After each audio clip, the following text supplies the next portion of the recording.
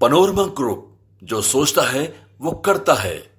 नमस्कार, मेरा नाम धीरज शर्मा है और आप न्यूज हाट देख रहे हैं। एक बार फिर से जो है लाइव जुड़े हैं बड़ी खबर के साथ। समझिए कि चिराग पासवान ने बड़ी बैठक बुलाई है और बड़ी बैठक के जगह पे आपातकालीन बैठक लिखा गया है। आप समझ सकते हैं कि केंद्रीय मंत्री चिराग पासवान के सीट शेयरिंग को लेकर कई तरह की बातें, अटकलें जो है वो लगाई जा रही है। इसी बीच जो है चिराग पासवान के पार्टी की ओर से ये लेटर जारी किया गया है और उसमें स्पष्ट शब्दों में लिखा गया है कि तमाम पार्टी के जो पदाधिकारी हैं उनके साथ 9 तारीख को जो है आपातकालीन बैठक चिराग पासवान करेंगे।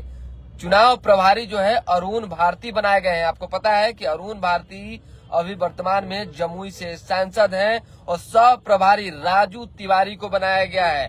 प्रधान महासचिव की बात करें, प्रदेश के तमाम जो प्रकोष्ठ के अध्यक्ष हैं उनकी बात करें या सांसद जो हैं उनकी बात करें, सभी पदाधिकारियों और सांसदों के साथ जो है चिराग पासवान कल बड़ी बैठक करने जा रहे हैं। बड़ी बैठक यानी आपातकालीन बैठक, इमरजेंसी बैठक, और इस बैठक में बड़ा निर्णय हो सकता है। अब क्या निर्णय होगा, क्या ऐलान चिराग पासवान करेंगे, ये देखना होगा। लेकिन फिलहाल बिहार की राजनीति में एक अलग सी चर्चा, एक अलग सी खलबली मची हुई है।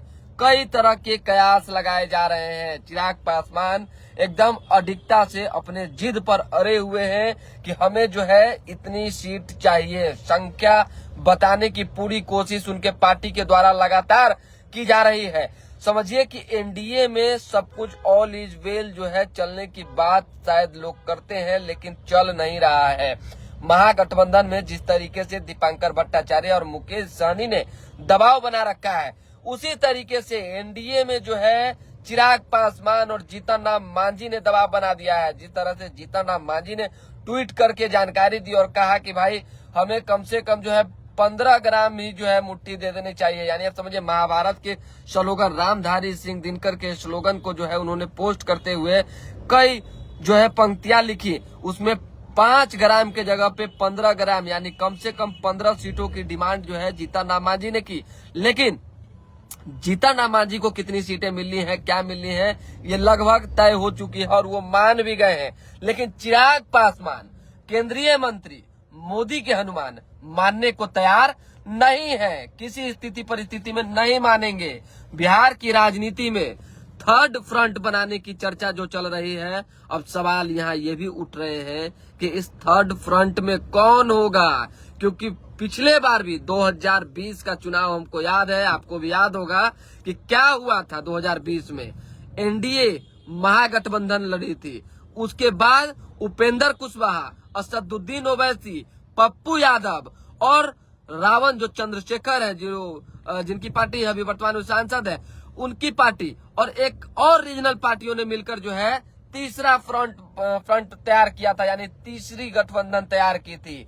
नतीजे क्या आए थे सबके सामने है। 2020 में एक और चौंकाने वाली तस्वीरें राजनीति में देखने को मिली थी, जब अकेला चिराग पासवान लगभग उन तमाम सीटों पर लड़ गए थे जहां से जेडीयू जो है अपना उम्मीदवार उतारी थी।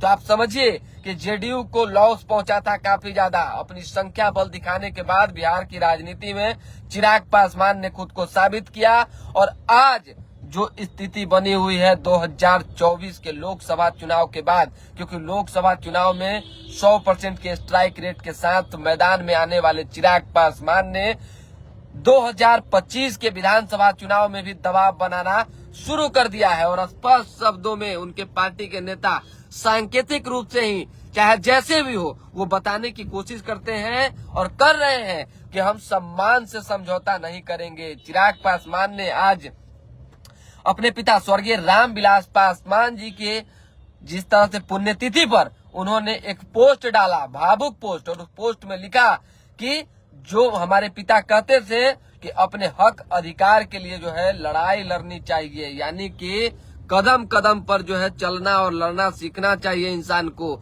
झुकने की जरूरत नहीं है। इसका अर्थ समझिए कि चिराग क्या कहना चाहते हैं। हालांकि सीट शेयरिंग का मामला कल तक सुलझ जाना है, आज ही सुलझ जाता, लेकिन चिराग पासवान की वजह से जो है नहीं सुलझ सका है।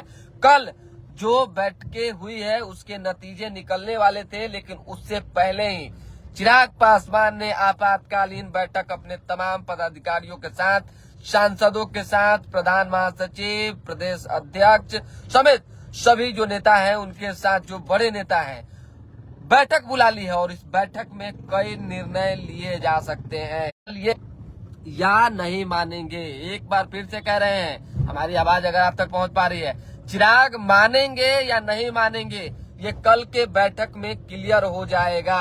क्योंकि चिराग पासवान अब तक जो है वो बिल्कुल शांत से हैं और हर बयान में उन्होंने यही कहा है कि सम्मान से समझौता नहीं होगा।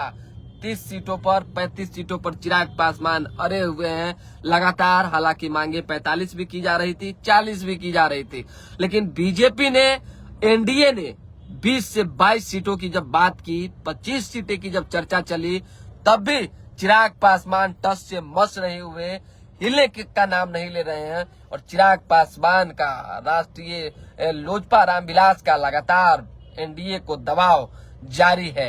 अब किन किन नेताओं ने चिराग पासवान से क्या क्या बातें की है ये कल क्लियर हो जाएगा। दूध का दूध और पानी का पानी हो जाएगा। बिहार की राजनीति में चिराग पासवान के फैसले का जो इंतजार हम सबों को है वो सामने आ जाएगा।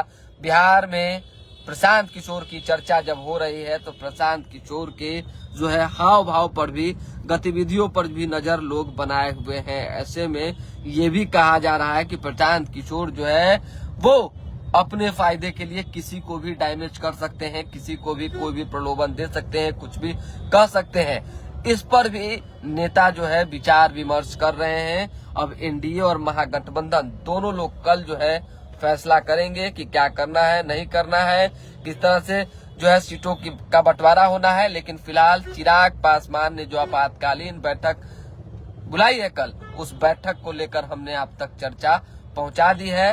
अब कल की खबर जो है कल हम बताएंगे।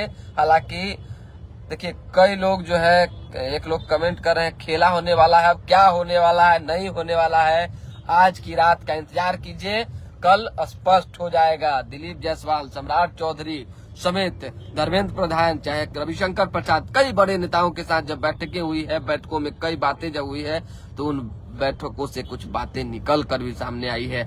ये भी कहा जा रहा था कि कुछ जो बड़े नेता हैं वो बिहार से लड़ेंगे, कुछ लोगों का टिकट कटेगा, लेकिन बड़े नेता में सांसद जो है चुनाव नहीं लड़ेंगे। ये लगभग हमारे पास जो इन्फॉर्मेशन आई वो हमने आपको बता दिया है। फिलहाल अभी हम जो है बाहर हैं, तो जैसे ही कोई दोबारा अपडेट आता है जुड़ेंगे। अभी के लिए दे हमें इजाजत, हमारे साथ बने रहे, देखते रहे न्यूज हाट। बहुत बहुत धन्यवाद।